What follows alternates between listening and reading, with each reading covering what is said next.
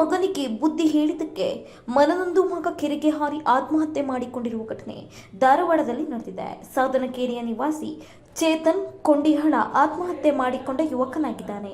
ಕ್ರೀಡೆಯ ಬಗ್ಗೆ ಆಸಕ್ತಿ ಕಡಿಮೆ ಮಾಡಿ ಓದಿನ ಕಡೆ ಗಮನ ಕೊಡಿ ಎಂದಿದ್ದಕ್ಕೆ ಆತ್ಮಹತ್ಯೆ ಮಾಡಿಕೊಂಡಿದ್ದಾನೆ ಎಂದು ತಿಳಿದು ಬಂದಿದೆ.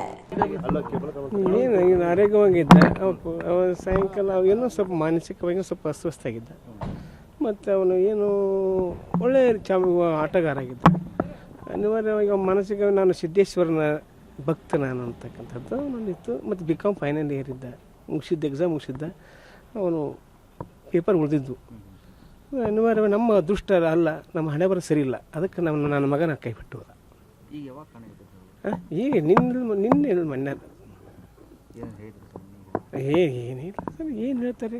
ಅವಾಗ ಆಟ ಆಡಿ ಬಂದು ಜಳಕ ಮಾಡಿ ಟಿಫಿನ್ ಚೂರುಮರಿ ಅಂತ ತಿಂದು ಸುಮ್ಮನೆ ವಾಕಿಂಗ್ ಹೋದಾಗ ಹೋಗ್ಯಾನ. ಅವನು ಮಾನಸಿಕವಾಗಿ ಏನು ಮಾಡ್ಕೊಂಡು ಅಸ್ತವ್ಯಸ್ತ ನಾನು ಮಾನಸಿಕವಾಗಿ ಅವಾಗ ಏನು ಹಾಕ್ಕಾನ ಅದು ಡೀಪಾಗಿ ಆಳವಾಗಿ ಇಳಿತಿದ್ದ. ಅದ್ರಾಗ ಅವನ ಭಕ್ತಿಯ ಭಾವನೆಯಲ್ಲಿ ಹೋಗಿರ್ಬೋದು ಅಂತ ನನ್ನ ಕಲ್ಪನೆ.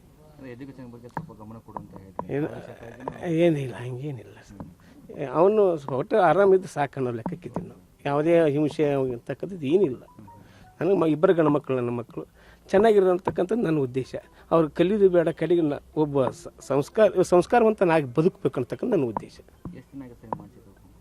ಒಂದು 2-3 ವರ್ಷ ಆಯಿತು, 4ನೇ ವರ್ಷ ಆಯಿತು ಕಡಿಮೆ. ತೋರಿಸಿದ್ವಿ, ನಿಮಾನ್ಸ್ ಆಸ್ಪತ್ರೆ ತೋರಿಸಿದ್ವಿ. ಇದಕ್ಕೆ ನಾವು ಈಗ ಶಿವಮೊಗ್ಗದಾಗ ಮಾನಸ ಆಸ್ಪತ್ರೆ ತೋರಿಸಿದ್ವಿ, ಡಿಮಾನ್ಸ್ ಆಸ್ಪತ್ರೆ ತೋರಿಸ್ತಾ ಇದ್ವಿ. ಹಾಗೆ ಸ್ವಲ್ಪ ನಾರ್ಮಲಿ ಬಂದಿದ್ದ. ಆದರೂ ಫುಟ್ಬಾಲ್ ಆಡ್ತಕ್ಕಂಥದ್ದು ಒಂದು ಹವ್ಯಾಸ. ಭಾಗವಹಿಸ್ತಿದ್ದ. ನನ್ನ ಹೆಸರು ಶರಣಪ್ಪ ಮರಿಗೌಡ ತೊಂಡಿಹಾಳ ಅಂತೇಳಿ. ನಾನು ಟೀಚರ್. ನಾನು